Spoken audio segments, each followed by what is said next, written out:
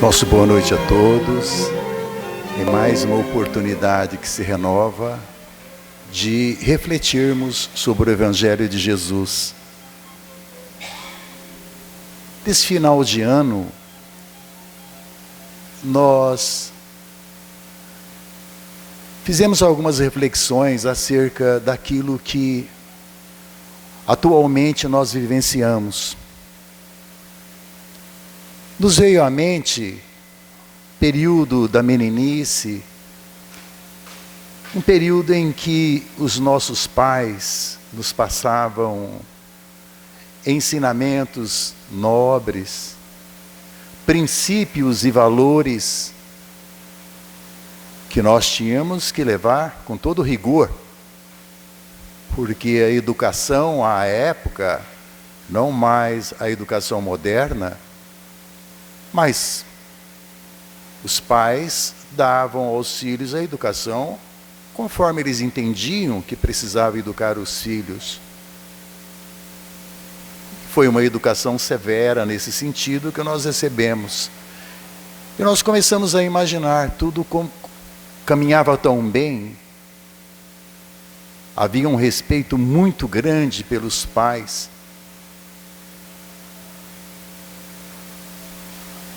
Havia também a necessidade de dar a bênção ao pai, à mãe, todos os dias. E não era possível falhar, porque se falhássemos quando do momento de pedir a bênção, nós éramos também severamente punidos.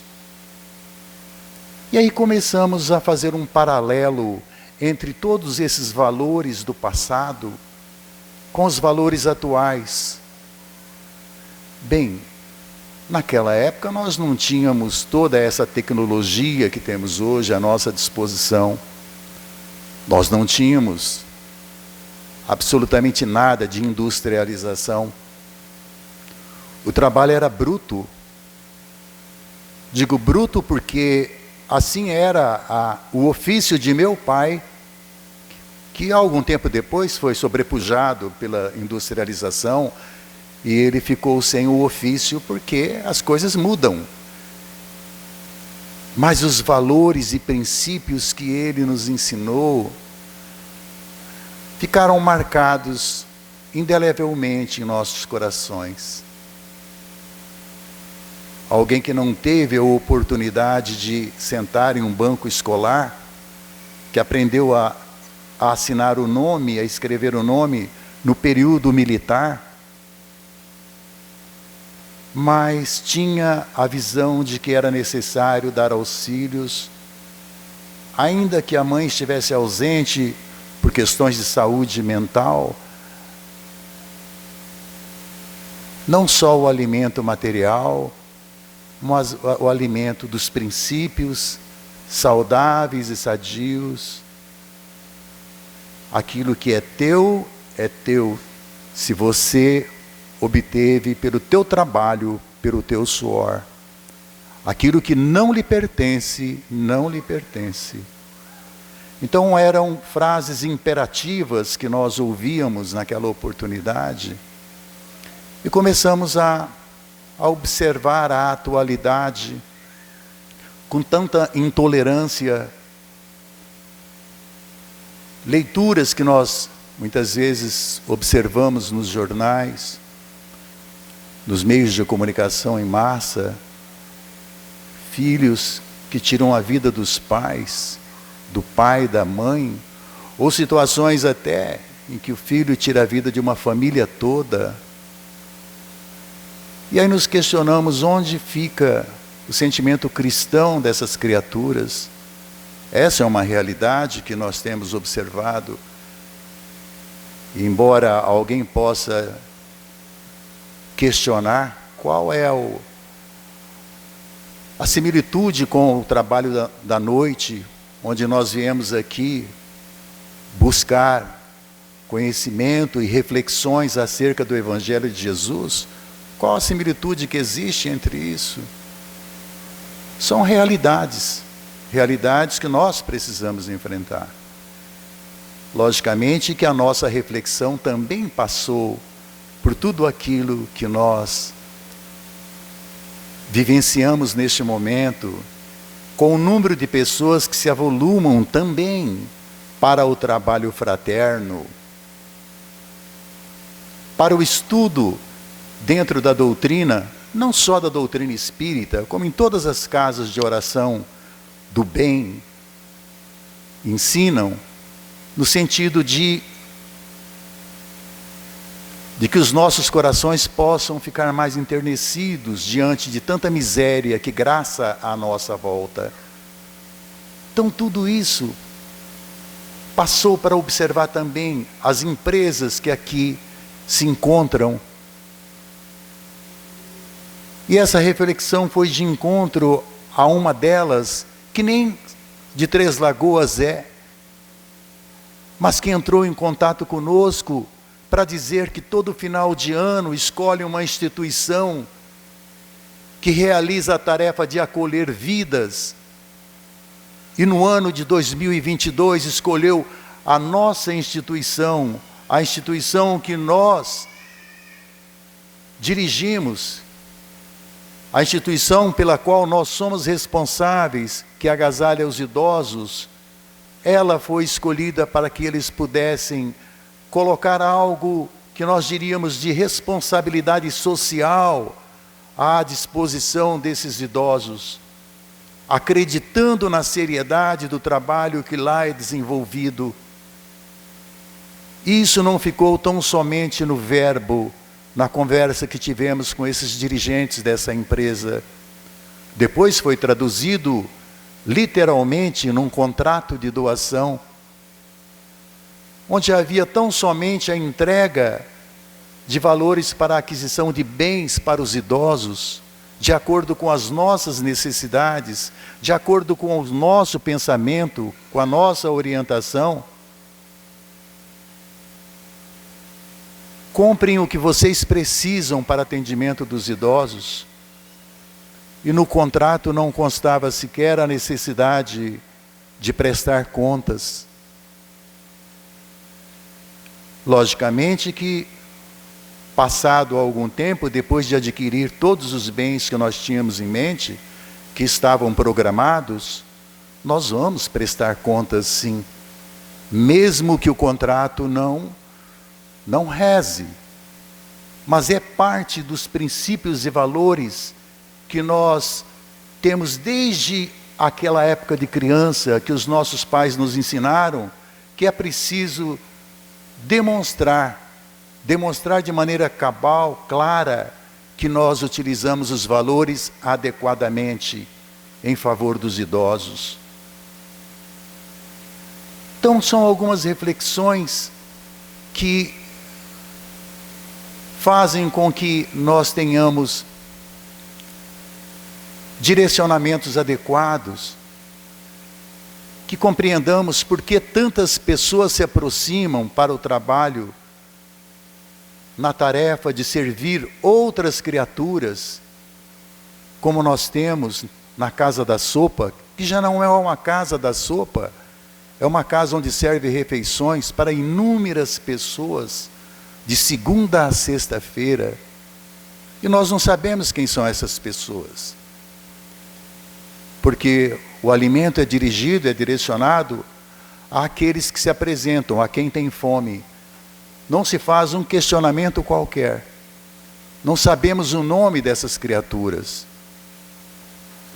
Nossa reflexão passou também por outros programas dentro de nossa casa, que apesar do período da pandemia, não deixaram de ser exercitados e que ainda continuam sendo realizados.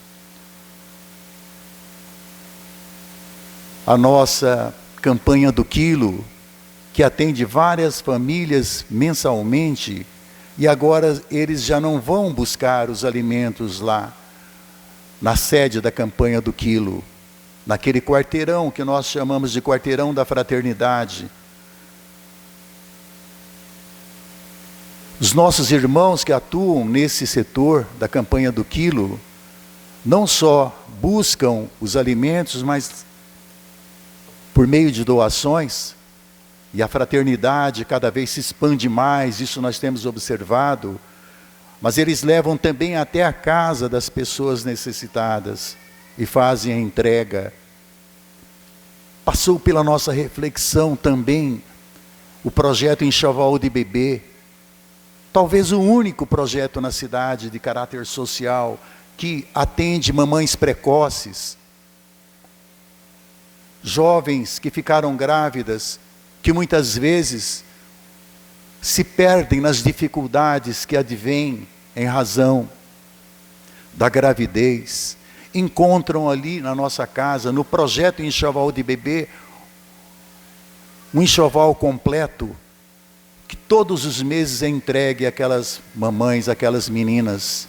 Antes, com uma explicação sobre os primeiros ensinamentos que a mamãe deve ter em relação aos cuidados com o bebê. Depois um café, depois uma oração de agradecimento a Deus, e elas vão com o enxoval, levando naturalmente no coração algum sentimento de fraternidade encontrada ali em nossa casa.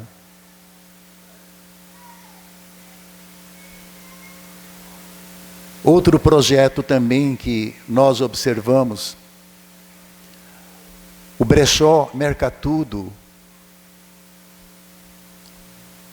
onde nós vendemos a preço simbólico todas as doações, e não são poucas, que nós recebemos diariamente ali no Lar dos Idosos, ou ali por meio da Casa da Sopa, ou à tarde, quando elas estão funcionando. Senhoras que se revezam segunda, terça, quarta, quinta e sexta, no atendimento a essas criaturas que têm necessidade, e encontram ali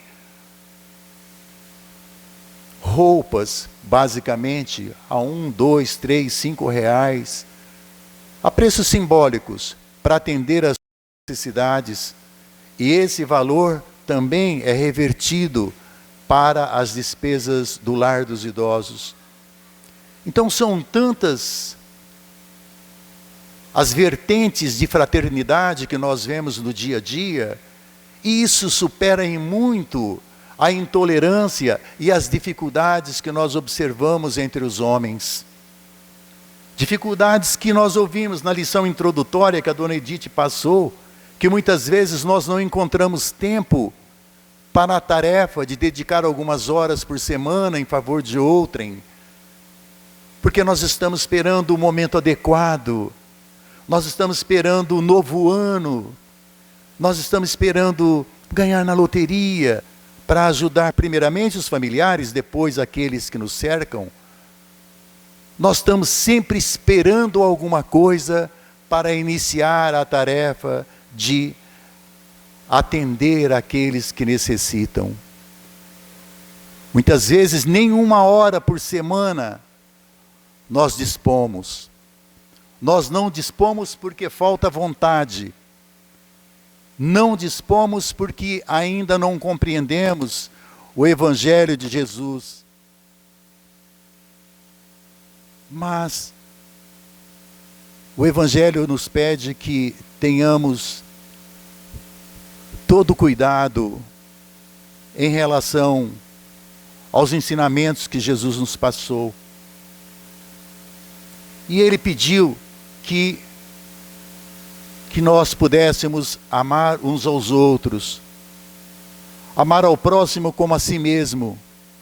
E o tema da noite que acabei deixando já na parte intermediária da nossa breve alocução, que é o capítulo 12 do Evangelho, em que Jesus nos pede que amar os nossos inimigos. Amar os nossos inimigos, que tarefa difícil. E nessa reflexão, nós pensamos que dentre os conceitos que Jesus nos passou, entre tudo aquilo que Ele nos ensinou, talvez este seja o mais difícil de colocar em prática. Amar os nossos inimigos. Mais de 2000 anos se passaram e nós ainda temos uma dificuldade enorme de pelo menos ter o respeito por aqueles que não se afinizam conosco, por alguma razão. Não importa. Essas criaturas não estão no nosso caminho por acaso. Eles vieram laborar conosco na tarefa mais sublime, que é o desbastar das asperezas do nosso coração. Eles são necessários nesse nosso trajeto de desenvolvimento para alcançar um estágio maior na escalada evolutiva. Eles estão conosco nesse trabalho de burilamento. Eles precisam também, tanto quanto nós, desbastar as asperezas do ego para sentir-se verdadeiramente cristãos. Então nós precisamos compreender o caráter educativo dessas criaturas que nós chamamos que são os nossos inimigos. E se nós não temos por eles a mesma ternura que temos por um amigo ou um irmão, e isso é até sensato, mas que não tenhamos também nenhuma vibração negativa em relação a eles, que estão conosco nessa jornada, para todos estarem aptos a um degrau a mais na escalada evolutiva.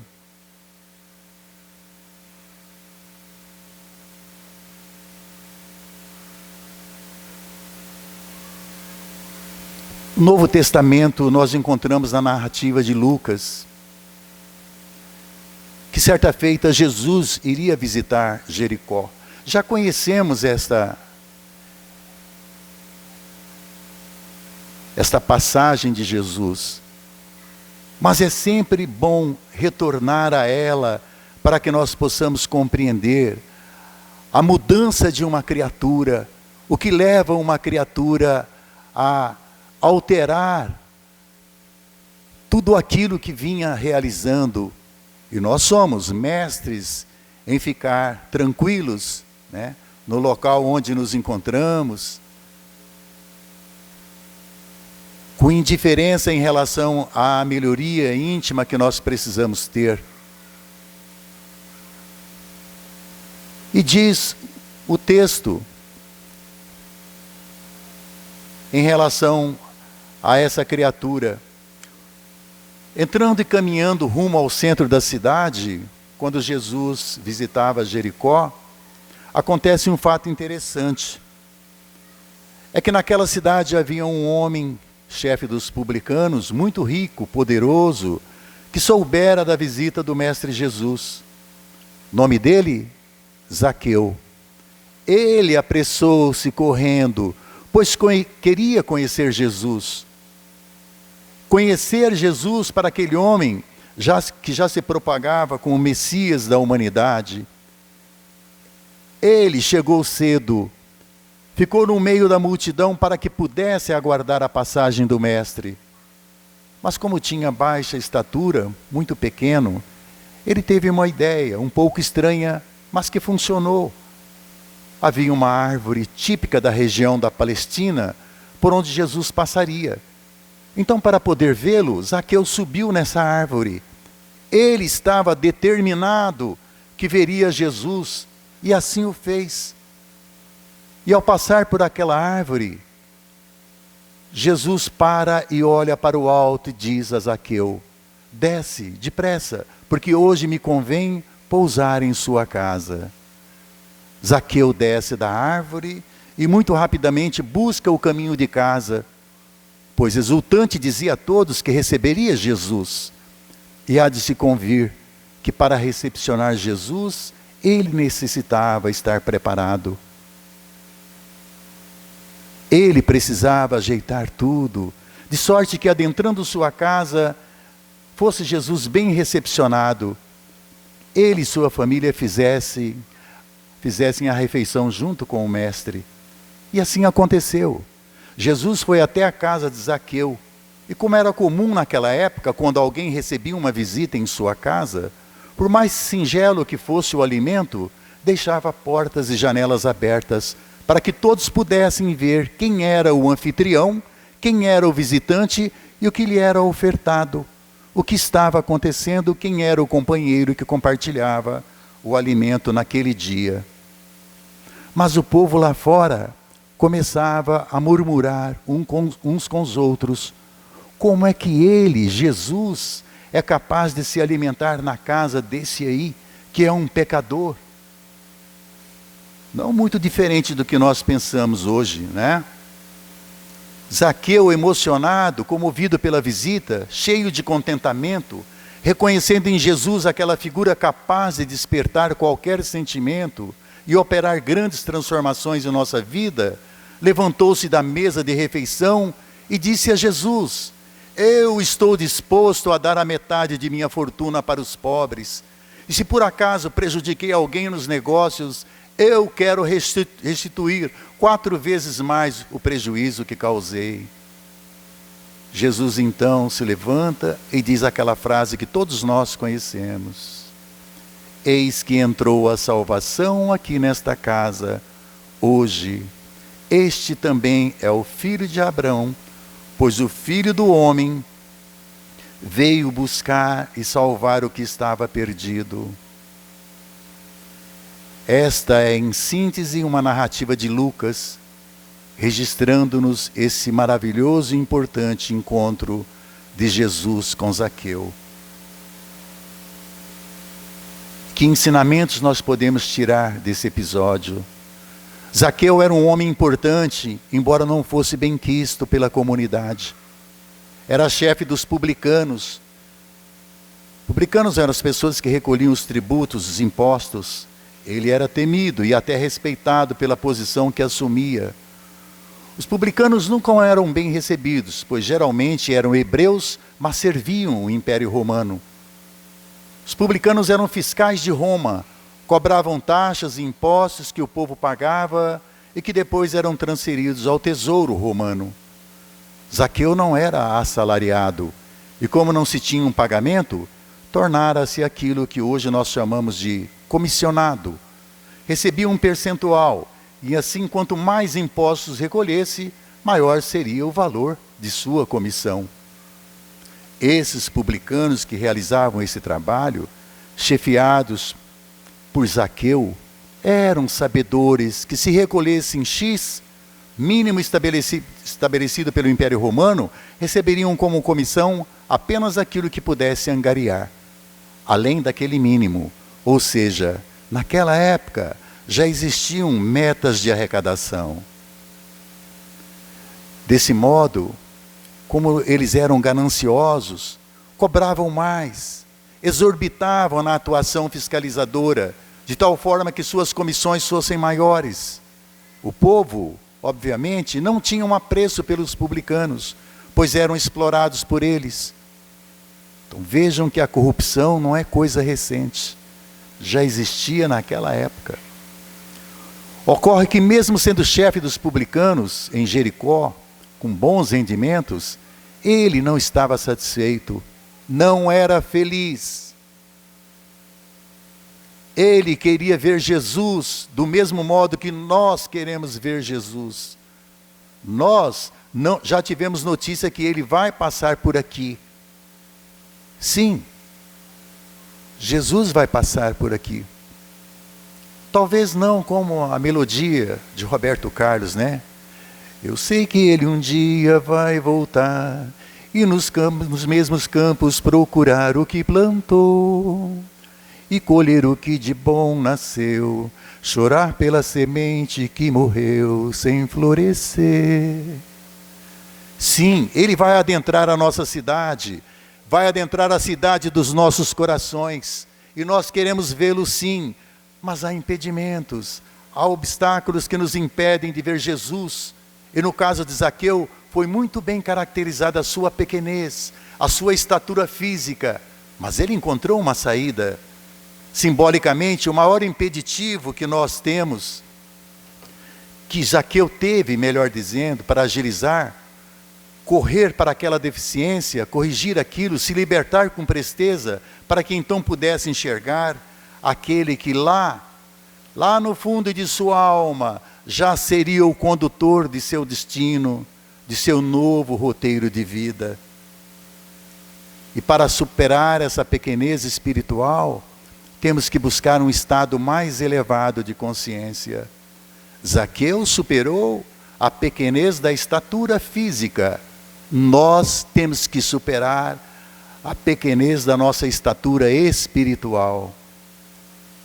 Então percebam alguns aspectos que nos chamam a atenção para a atitude de Zaqueu. Primeiro, houve a saturação em relação às vantagens, respeito, bajulação e privilégios. Ele já não se sentia confortável com essa situação. Segundo, despertar para uma nova vida. Ele não só pensou, mas tomou a atitude para alcançá-la. Terceiro, adquiriu um estado mental diferente, um novo padrão vibratório. Talvez seja aquele que nós estamos em busca para alterar tudo aquilo que nós aprendemos, para sair do nosso conforto, para entender que nós não vivemos isolados, que vivemos em sociedade, que aqueles que nos cercam precisam da nossa ajuda. Quarto, ele se reconciliou com o seu povo, o povo hebreu, quando ele se propôs a devolver 4 vezes mais qualquer prejuízo que houvesse causado. Então esse exemplo serve muito bem para aqueles que desejam alcançar esse estado mental, capaz de levá-lo a amar os seus inimigos.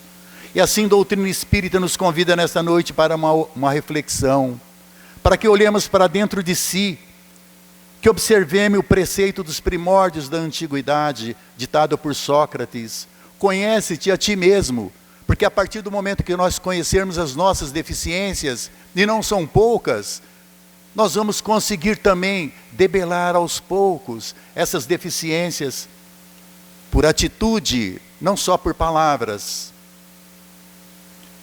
Assim, o convite é para que você conheça o seu coração. Observe bem, analise os seus projetos, mantenha puros os seus sentimentos.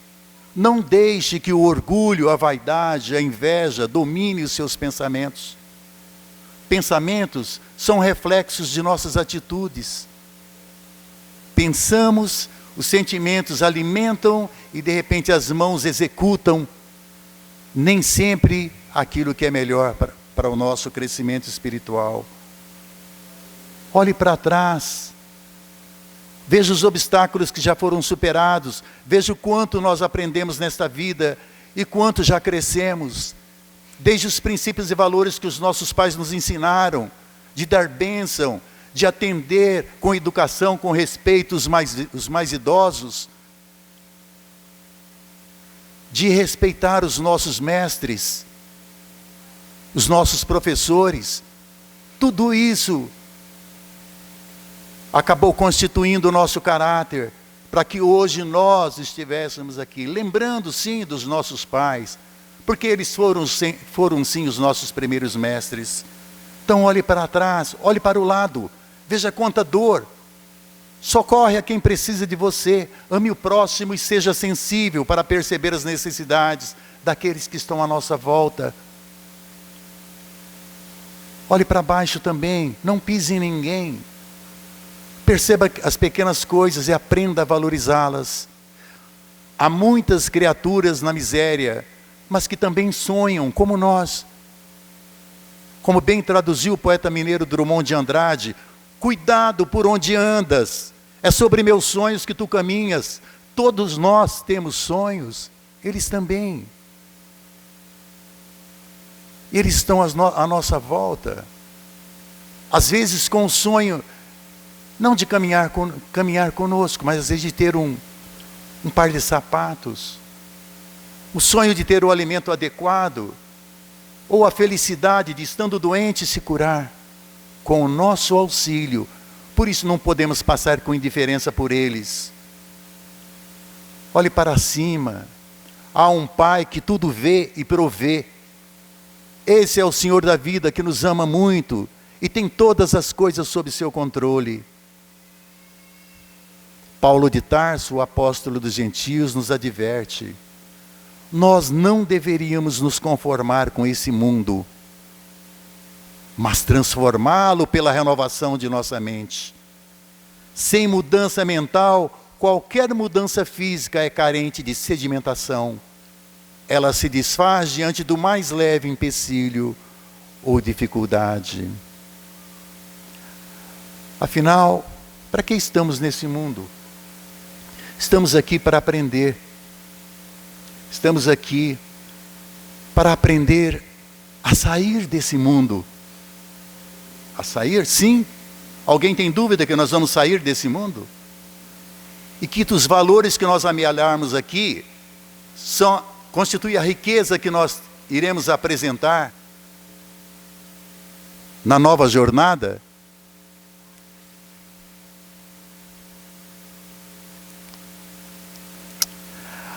Afinal, estamos no mundo para aprender a sair dele. E só conseguiremos sair dele mediante a observação das sábias orientações que nos chegam por inspiração e revelação do alto. Todos nós temos essa capacidade de receber a inspiração e a revelação.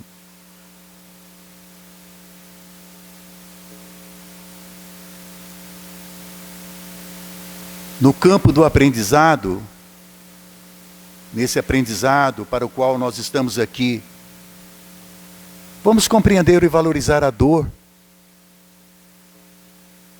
E a propósito do benefício da dor, vale registrar essa lição do médium Francisco Cândido Xavier. A história de um homem que procurou ajuda espiritual por atravessar um curioso episódio enfermiço que a medicina convencional não conseguia diagnosticar. Logo que completou 30 anos, seu corpo começou a apresentar manchas avermelhadas que ardiam como queimaduras, mas isso só se dava durante uma semana a cada mês. E esse problema incomodava muito aquele homem, mas não impedia que esse homem desenvolvesse suas atividades, como muitos que nós vemos aí. Apesar das dificuldades de locomoção, dificuldades físicas, eles são úteis, auxiliam, trabalham, ajudam outras pessoas, especialmente de ordem social. E ele fazia esse trabalho, essas práticas abnegadas da caridade, como prega o Evangelho de Jesus. Ele amparava a infância sofrida, cuidando de um certo número de crianças em Uberaba, onde vivia. E procurando, afinal, o médium Chico Xavier, esse rapaz soube, por revelação mediúnica, que sua enfermidade resultava de um karma contraído numa época anterior. Ocasião em que ele, ambicionando a fortuna do próprio pai, não teve paciência para esperar a herança e matou o genitor, ateando fogo em sua cama enquanto este dormia. De posse dessa informação, Chico então lhe disse que, devido à sua dedicação às crianças desamparadas, seu karma fora reduzido e assim, mensalmente, ele tinha só uma semaninha de dor.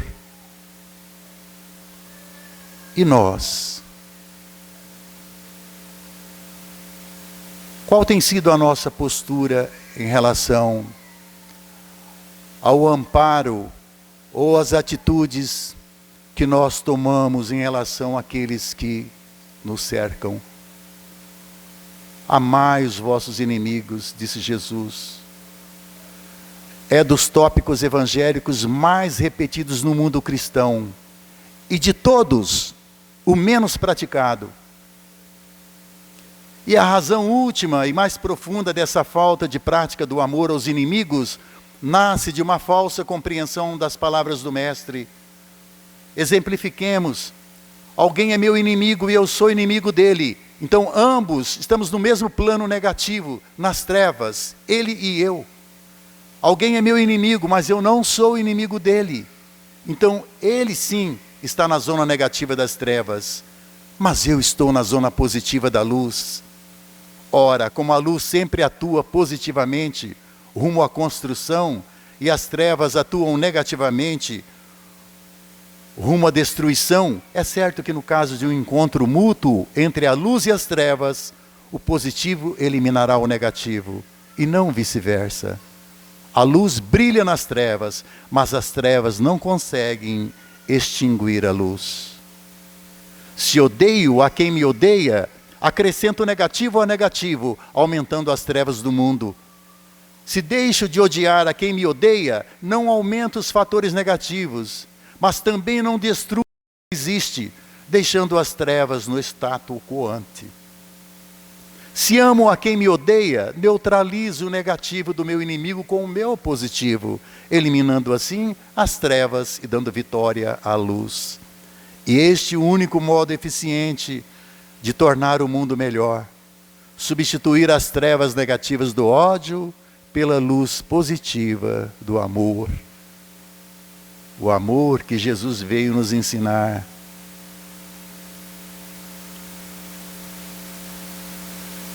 Nesse sentido, Mahatma Gandhi nos alerta. Um único homem que tenha chegado à plenitude do amor neutraliza o ódio de milhões de criaturas. E cada um colherá conforme aquilo que tiver semeado. Quem vento semeia, tempestades colherá. E é de todo indiferente que a pessoa por mim odiada mereça ou não mereça o meu ódio. Em qualquer das hipóteses, eu contribuo para tornar o mundo pior, porque me tornei pior a mim mesmo, parte integrante deste mundo. O mal que faço ou procuro fazer a algum outro me atinge em primeiro lugar, ferindo-me de um modo muito grave do que possa ferir o meu semelhante.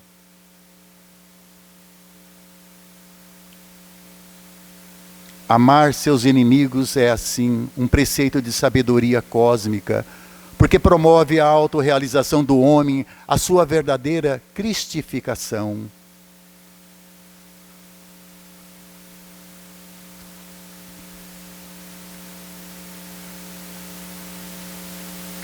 Aprendamos, então, a agradecer o Senhor da vida. Não só por esse dia maravilhoso, pela luz que temos em nossas vidas, pela presença sempre do nosso anjo guardião, equidistante e ali, nos intuindo para que tomemos as melhores resoluções, sem penetrar na nossa capacidade de resolver os problemas, na liberdade que temos de escolha. Ele nos intui ao bem, a escolha é nossa. Aprendamos a agradecer o alimento à mesa, a paz que experimentamos, o dom da vida. É por isso que hoje se chama presente. Aproveite o presente e seja feliz. Essa é a nossa alocução da noite, na esperança de que nós possamos levar tudo isso para casa. E na reflexão que faremos, possamos estender aos nossos familiares as melhores energias possíveis, de maneira que nós possamos, trabalhando em conjunto, revelar esse lado positivo nosso, esse lado positivo da luz, revelando também os valores e princípios que os nossos pais nos ensinaram lá nos tempos passados. Revelando isso, se não é necessário hoje pedir a bênção, mas é necessário que a educação ela possa ser exteriorizada em todos os momentos do nosso dia, seja no trato com as pessoas mais importantes ou com aquelas que de alguma forma nos pedem alguma coisa, que nós possamos atender na medida das nossas necessidades, respeitando sim as suas dificuldades e na certeza de que Deus vê, a tudo vê e provê também as nossas necessidades. Que nós sejamos capazes de revelar a todos aqueles que estão à nossa volta esses valores do Espírito. Melhorar as nossas condições de convívio em sociedade. Se possível, amar os nossos inimigos, sim. Se não for possível ainda, deixando para uma outra etapa da vida, onde nós sabemos que nós vamos levar ao agravante de ter falhado, que saibamos, pelo menos, vibrar positivamente sentimentos de luzes para aqueles que estão à nossa volta, não só os nossos familiares, mas todos aqueles que necessitam do nosso amparo, da nossa oração. Que Jesus nos abençoe e faça de cada um de nós instrumento para o amor e para a paz universal. Que assim seja.